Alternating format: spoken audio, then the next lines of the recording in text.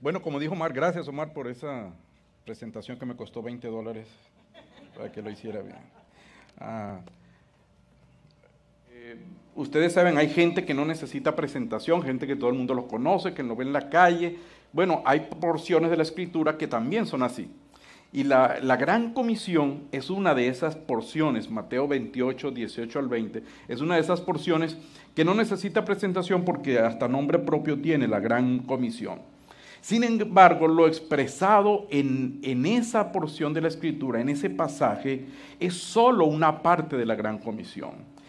Para comprenderla, estudiarla y aplicarla en su totalidad, necesitamos ver, y lo vamos a hacer esta mañana, vamos a ver las otras porciones de la Escritura que complementan la gran comisión y que al final nos presenta un todo de la gran comisión. Cada evangelio, y junto con ellos el libro de los Hechos, presenta un aspecto de la gran comisión. Y vamos a tratar de ponerlas todas juntas para que sencillamente entendamos la totalidad de la gran comisión. Así que vamos a ver cada una de esas porciones. Prepare su Biblia o su teléfono, si tiene la Biblia en su teléfono. No aproveche para mandar mensajes. Y se va a enviar alguno, diga, ponle más agua a la sopa que vamos a invitar a Emer y a Carmen a comer. Así es que ese sí es un mensaje que puede poner. Pues vamos a ver las porciones bíblicas. La primera porción, Juan capítulo 20, versículo 21. Juan capítulo 20, versículo 21, dice en esta traducción, y les dijo Jesús a ellos, la paz sea con ustedes, como el Padre me envió, así también yo los envío a ustedes. Esta porción nos presenta el modelo a seguir. El Padre envió al Hijo con toda autoridad a fin de mostrar el amor de Dios. Ese fue el propósito de Dios. Dios envió a su Hijo de esa forma. De la misma forma, el Hijo nos ha enviado a nosotros para que mostremos el amor de Dios, lo cual es posible solamente, o de la mejor manera de hacerlo es a través de la presentación del Evangelio, de compartir las buenas nuevas de salvación. Por eso el modelo que el Señor nos da aquí de la gran comisión es que como yo los he enviado, como el Padre me envió, así también yo los envío a ustedes. Si nosotros no presentamos el Evangelio y hablamos del amor de Dios, hacemos buenas obras, decimos algunas buenas cosas, solamente estamos mostrando vestigios del amor de Dios, pero no la totalidad del mensaje.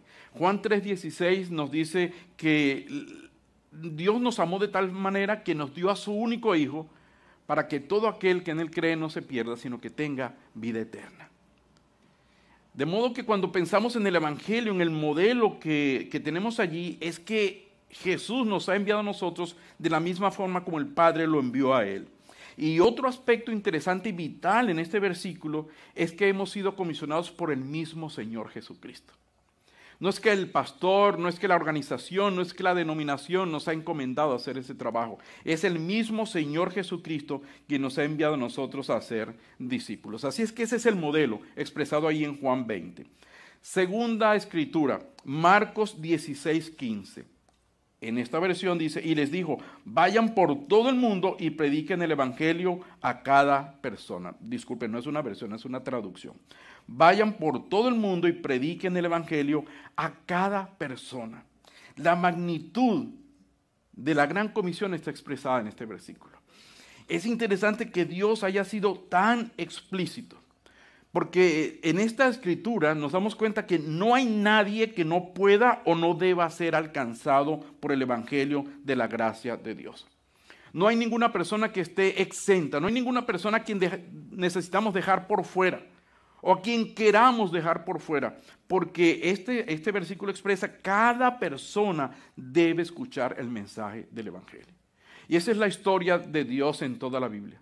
Desde Génesis hasta Apocalipsis nosotros encontramos esa misma idea. El alcance del Evangelio de Jesucristo es todo el mundo, toda persona, que cada persona tenga la oportunidad de restaurar su relación con el Creador del universo. Paréntesis, cuando yo tengo muchas cosas que decir se me lengua la traba. Sí, hay muchas ideas allí, quiero decirlas todas y no quisiera que esta mañana nos fuéramos sin ninguna de esta idea. Por eso estoy corriendo un poco. Mateo 28, 18 al 20 es la tercera escritura que vamos a ver. Mateo 28, 18 al 20. ¿Y de qué nos habla? Del método. Ustedes conocen esta porción. Jesús se acercó a ellos y les habló diciendo: toda autoridad me ha sido dada en el cielo y en la tierra. Por tanto, vayan y hagan discípulos de todas las naciones, bautizándolos en el nombre del Padre, del Hijo y del Espíritu Santo, y enseñándoles que guarden todas las cosas que les he mandado. Y aquí yo estoy con ustedes todos los días hasta el fin del mundo. El método es claro. Vayan y hagan discípulos. Ese es el método. Vayan y hagan discípulos. ¿Cómo hacemos discípulos? Pues los bautizamos y los enseñamos a guardar las cosas que Él nos ha mandado. Guardar no es que nos las guardemos en el bolsillo, la bolsa, como quiere que usted le diga esto, la baisa, ¿verdad? Como dicen los mexicanos, los chilangos. Sino que obedezcamos, enseñándoles a obedecer las cosas que Él nos ha mandado. Así que hacer discípulos significa sencillamente mostrarles el camino de la salvación, que se bauticen como un ejemplo, una evidencia de que han creído en el Señor y que comencemos a obedecer lo que el Señor nos ha mandado. Históricamente hemos tenido un problema aquí, porque predicamos el Evangelio y después que la persona conoce a Cristo, ahí lo dejamos. Y eso ha sido un error, porque el pasaje completo nos dice cuál es el método completo. Está bien que hagan una oración, está bien que confiesen a Cristo con su boca, está bien que se bauticen, pero no los podemos dejar allí solos. Necesitamos acompañarles en su proceso de crecimiento, de una nueva relación que tienen con el Creador. De forma que cuando leemos este versículo, estamos nosotros llamados a encontrar la manera cómo continuar con el proceso que hemos empezado cuando le presentamos el Evangelio a alguna persona. Fíjese, en Hechos capítulo 6, versículo 7, se menciona a los creyentes como discípulos. Y no es el único pasaje, es el único que he traído esta mañana. Pero si usted lee el libro de los Hechos, esta noche de pronto si no puede dormir, léase el libro de los Hechos, no es tan largo. Y va a encontrar muchísimos pasajes, versículos, donde se menciona a los creyentes como discípulos. 6, 7 es uno de esos, dice, y la palabra de Dios se extendía y el número de los discípulos aumentaba grandemente en Jerusalén. El número de los discípulos. Eran creyentes en Jesucristo, pero eran definitivamente discípulos más que otra cosa. Hay muchas cosas interesantes en este pasaje y quizás podríamos detenernos un poco a pensar en esto, pero vamos a ir al cuarto pasaje de la Escritura, que nos habla del mensaje. Ya hemos visto algunos aspectos y hasta el final vamos a ver un cuadrito donde los reunimos todos, pero vamos a pensar un poco en el mensaje. Lucas capítulo 24. Lucas 24, 44, 47. Veo que algunos de ustedes saben la Biblia de memoria porque no se han movido para leerlo, entonces me imagino que todo está allí. Pero los bereanos, dice la Biblia, los bereanos escudriñaban lo que San Pablo decía. Y ustedes esta mañana aquí no tienen a nadie que se parezca a San Pablo hablando. Entonces es importante que uno lea la Escritura para saber si lo que están diciendo de allí es cierto. Fíjense lo que dice Lucas 24, 44, 47. Entonces dijo: cuando estaba con ustedes antes, les dije que tenía que cumplirse todo lo escrito acerca de mí en la ley de Moisés, en los profetas y en los salmos. Entonces les abrió la mente para que entendieran las Escrituras y dijo: efectivamente se escribió hace mucho tiempo que el Mesías debía sufrir, morir y resucitar al tercer día. También se escribió que este mensaje se proclamaría con la autoridad desde su nombre a todas las naciones, comenzando con Jerusalén. Hay perdón de pecados para todo el que se arrepienta. ¿Qué le parece? Los que no se lo saben de memoria lo están viendo en la pantalla, ¿verdad? Hay perdón de pecados para todos los que se arrepientan. El mensaje que el Señor quiere que transmitamos es bien claro. Hay perdón para el que se arrepienta. Pero el proceso comienza con mostrarles que el perdón de Dios viene a través de Jesucristo. En la cultura tradicional en nuestros países, se nos habla, la religión tradicional habla de que hay que hacer obras para ganarse el cielo, ¿cierto? La Biblia nos dice que no, que Cristo pagó completamente por todos nuestros pecados. Entonces, si usted se fue algún día caminando desde su casa hasta la catedral de rodillas y vestido de púrpura, pues eso no le quitó ni un solo pecadito, ni uno solo. Porque Cristo ha pagado completamente por todos nuestros pecados. Pero la gente no sabe eso. Eso lo sabemos nosotros que estamos aquí. La gente no lo sabe. La gente necesita saber cuál es el camino verdadero para llegar a Dios. Y que Cristo Jesús pagó por todo. Déjenme decirles algo. Hay gente muy sincera que se va a ir al infierno. Gente muy sincera. Gente sinceramente religiosa que piensa porque tiene tal o cual religión, incluyendo esta. O van a la iglesia, o sirven, o dan ofrendas. Piensan que eso les va a llevar al cielo. Pero la Biblia dice que lo único que da seguridad de vida eterna es creer en Cristo y seguirle. Es lo que dice la Escritura. Es lo que dice este pasaje de la Escritura. Por eso nuestro mensaje debe ser cristocéntrico. Me llama la atención Pablo, ahí en Corintios. Cuando Pablo está hablando de cómo es su mensaje, él menciona 3 características que tenía el mensaje de Pablo. Era sencillo, bien claro. Era cristocéntrico, se predicaba a Cristo. Y tenía manifestaciones, evidencias del poder de Dios. Así debe ser nuestro mensaje. Sencillo, claro, que la gente entienda. A veces usamos palabras extrañísimas que ni siquiera nosotros mismos entendemos y queremos usarlo con la gente, o mencionamos nombres de libros de la Biblia que no se entienden, que la persona no sabe si Deuteronomio es una enfermedad contagiosa o un libro de la Biblia. Entonces no podemos usar ese tipo de cosas, necesitamos ser sencillos para que la gente entienda el mensaje. Pero nuestro mensaje también debe ser cristocéntrico. Podemos pasar 2 horas discutiendo acerca de la Virgen, o los santos, o las obras, y llegar a la iglesia y decir que vamos a dar un testimonio que pasamos 2 horas hablando con una persona. Pero si en esas 2 horas no usamos por lo menos 3 minutos para hablar de la manera como llegar a Jesucristo, hemos perdido el tiempo. Por eso necesitamos seguir este modelo que el Señor nos ha dicho. Necesitamos continuar con ese mensaje cristocéntrico, poderoso que el Señor nos ha mostrado. Y la última porción está en Hechos capítulo 1, versículo 8. Hechos 1:8 dice: pero recibirán poder cuando el Espíritu Santo haya venido sobre ustedes y me serán testigos en Jerusalén, en toda Judea, en Samaria y hasta lo último de la tierra. En este versículo vemos la manifestación de la gran comisión, del poder detrás de la gran comisión. Aquí el Señor le dice que en algún momento van a recibir poder y que ese poder va a servir para que ellos sean testigos. No vamos con nuestro poder, no vamos con nosotros mismos, no vamos con lo que sabemos o con lo que ignoramos. Vamos con el poder del Señor. A cada uno de nosotros se nos ha sido dado el Espíritu Santo para eso. Mira este cuadrito que está ahí ahora sí en sus pantallas, porque ese no está en su Biblia, ¿verdad? ¿Sí lo tenemos? Ahí está. Ahí está, mire, el pasaje de la Escritura que ya leímos, esos 5 pasajes que nos habla de la gran comisión. ¿Dónde se dijo? Para más detalles. ¿Cuándo se dijo? Fíjese, siempre fue después de la resurrección, el Señor le fue dando aspectos de la gran comisión a los discípulos. Les dio el método, les dio la magnitud, les dio el modelo, poco a poco. Finalmente les habló de la manifestación del poder de Dios detrás de la gran comisión. Y mire, los envió como el Padre lo envió a Él. Dijo que fuéramos a toda la creación, toda persona es susceptible de recibir a Cristo. Nos mandó a ser discípulos, ese es el modelo, no a ser miembros de la iglesia, no a ser visitantes, sino a ser discípulos de Cristo. Nos dijo acerca del arrepentimiento y perdón de pecados como el centro del mensaje, y finalmente habló del poder que recibiríamos para ser testigos de Él, para ser sus discípulos, para compartir el mensaje de salvación. Este es un cuadrito que quizás necesitamos tener todos, y si usted llama ya va a recibir la oferta de este cuadrito.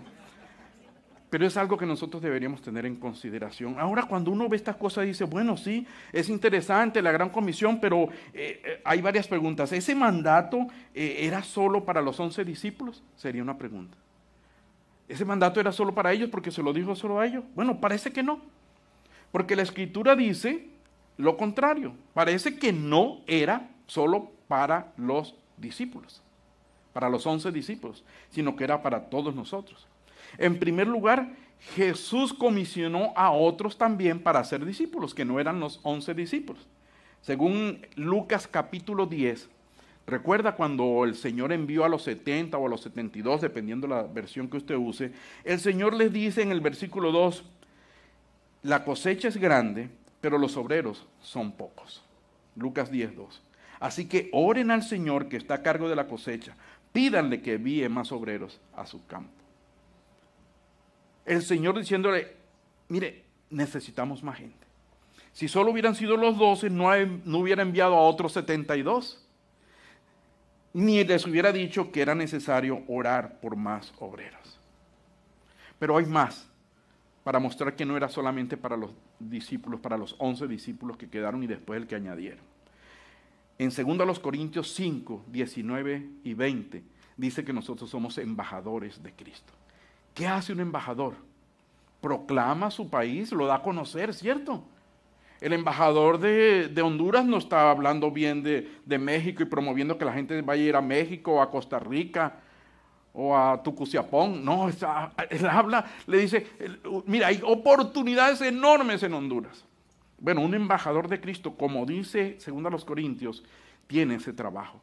Dicen, ustedes son embajadores. Y dice el versículo, y nos dio a nosotros este maravilloso mensaje de reconciliación, versículo 19. Y en el 20 dice, así que somos embajadores de Cristo. Dios hace su llamado por medio de nosotros. Usted y yo estamos llamados a hacer lo mismo que hicieron los 11 discípulos. Otra pregunta, ¿eso es solo para los que tienen el don de evangelizar? ¿Esto de ir a la calle para hacer la gran comisión es solo para los que tienen el don de evangelizar? Pues parece que no, tampoco. Porque ya leímos algunos versículos que hablan de eso, pero hay más versículos. Por ejemplo, en Jerusalén, todos los creyentes predicaban, testificaban, evangelizaban, discipulaban. Todos los creyentes.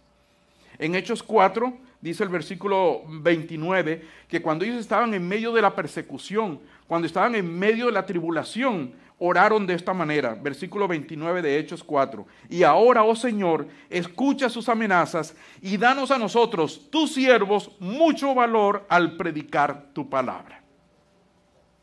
Imagínense. Contrario a lo que algunos de nosotros hacemos, ¿verdad? O podemos hacer.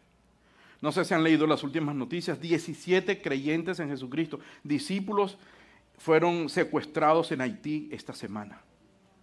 En Afganistán, un hombre, un creyente que tenía, como un influencer, tenía algo por YouTube, fue arrestado y torturado por ser cristiano, está desaparecido.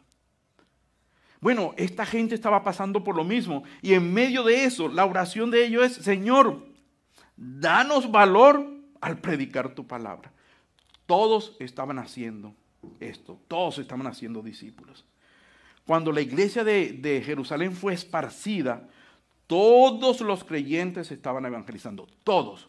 Mire, dice Hechos capítulo 8, versículo 1. Ese día comenzó una gran ola de persecución que se extendió por toda la iglesia de Jerusalén y todos los creyentes, excepto los apóstoles, fueron dispersados por las regiones de Judea y Samaria. Salieron todos menos los apóstoles. Ahora el versículo 4 dice, así que los creyentes que se esparcieron, no eran los apóstoles, predicaban la buena noticia acerca de Jesús a donde quiera que iban. ¿Qué le parece? Otro ejemplo en Hechos capítulo 13, versículo 1. Ahí se mencionan varias personas. Si alguien está embarazado y quiere poner un nombre a un niño, ahí hay como 7 nombres interesantes.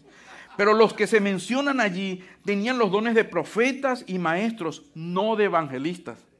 Sin embargo, en el versículo 2 el Espíritu Santo escoge a 2 de ellos, Bernabé y Saulo, para que vayan a evangelizar. Y no se dice que tenían ese don. Surge seguramente una tercera pregunta. Bueno, ¿y entonces en qué consiste el don de evangelista? Porque yo no lo tengo. Así que yo no voy a salir. Bueno, Efesios 4, 11 y 12, que es la porción tradicional donde hablamos de esos dones. Por supuesto, le sumamos la lista en Corintios y probablemente algo en Pedro de algunos dones y la lista de Romanos. Pero la única que menciona algo sobre evangelismo es Efesios 4, 11 y 12. Dice esta porción así. Ahora bien, Cristo dio los siguientes dones a la iglesia: los apóstoles, los profetas, los evangelistas y los pastores y maestros. Ellos tienen la responsabilidad de preparar al pueblo de Dios para que lleve a cabo la obra de Dios y edifique la iglesia, es decir, el cuerpo de Cristo. Según estos versículos, el evangelista, junto con todos los demás, tienen pasión por la extensión del reino de Dios. Pero además, los evangelistas tienen la capacidad de entrenar a otros para que otros sepan cómo evangelizar. ¿De dónde sacó eso? Del mismo versículo que dice, versículo 12, ellos tienen la responsabilidad de preparar al pueblo de Dios para que lleve a cabo la obra de Dios y edifique la iglesia, es decir, el cuerpo de Cristo. Entonces este versículo claramente dice que quienes tienen el don de evangelista no solamente evangelizan, sino que también preparan a otros para que lo hagan, porque ya hemos visto que la responsabilidad de evangelizar, de hacer discípulos, es de todos. Lo hemos visto en esos versículos. Esa responsabilidad es conmigo. La responsabilidad de la Gran Comisión es para mí. Este pasaje, todos los que hemos visto, cuando hablan, apuntan, dicen, es conmigo. Es conmigo. La responsabilidad de ser discípulos es mía.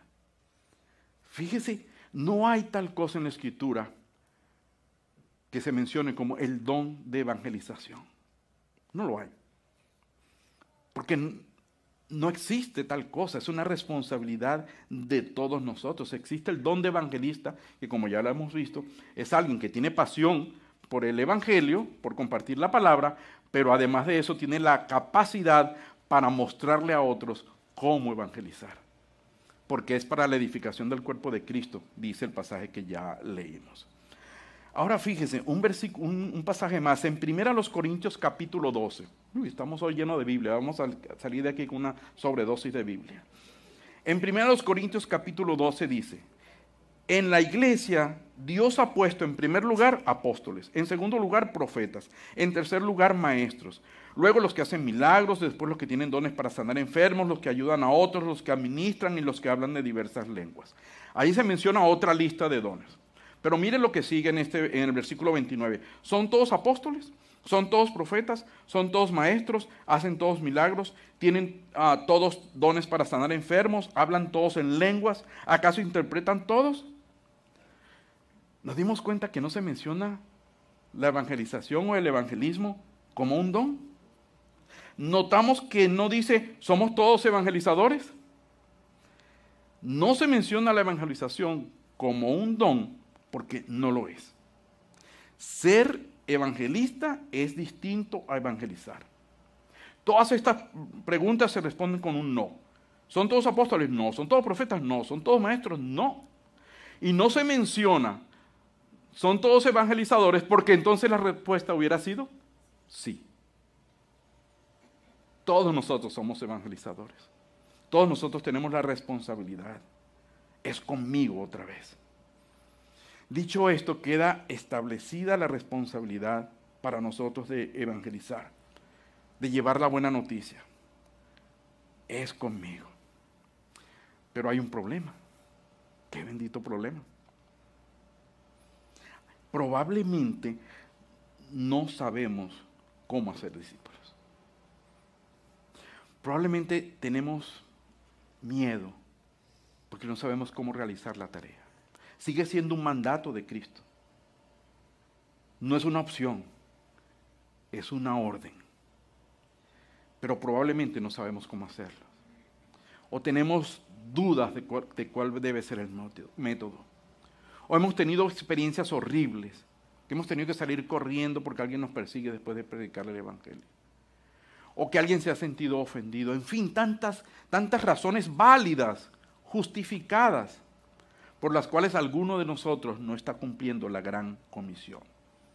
En los próximos meses vamos a tratar de resolver esa situación. Vamos a tratar de prepararnos para efectivamente compartir el mensaje de Jesucristo. Y Omar va a dar, hoy o más adelante va a dar información sobre esto. Pero la idea es que nosotros nos preparemos y así obedecer al Maestro. Entre tanto llegue ese momento, oremos. Oremos para que Dios despierte en nosotros la pasión por ver a otros llegar a los pies de Cristo. Oremos. Señor, despierta en mí lo que jamás ha estado presente en mí. Ayuda a estos hermanos para que nos muestren cómo hacerlo, para que perdamos el miedo, para que aprendamos una buena manera de hacer la labor que tú nos has encomendado. Hermanos, la gran comisión es para nosotros. Lo dice la Biblia. Para todo creyente en Jesucristo. Es un mandato, es una orden. Es conmigo, es contigo, es con nosotros. Leí en estos días, y con eso termino, leí en estos días de un hombre, un ateo, un humorista norteamericano, se me escapa su nombre en este momento. Es un ateo. Y él dijo, habría que odiar mucho a una persona para no compartirle el Evangelio de Jesucristo. ¿Cómo? Exactamente, el más alto. Él dijo eso, gracias por la confirmación.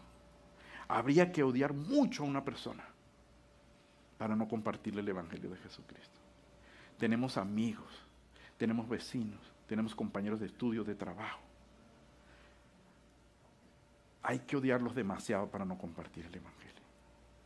Hay que odiar demasiado a una persona para no hablarle del amor de Jesucristo. Y yo estoy completamente seguro, sé que no me equivoco, cuando afirmo que ninguno de nosotros, de los que está aquí, odia a alguien tanto como para dejarlo por fuera de la fe. Y sé que los que nos están viendo también por internet.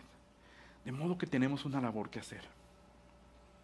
Una labor que hacer. Y entre tanto llega eso, escuchemos testimonios de lo que Dios hace. Dios está haciendo cosas, aún aquí en nuestra ciudad, está haciendo cosas maravillosas, increíbles, con aquellos que están compartiendo el Evangelio. Permítame orar. Padre, en el nombre de Jesús,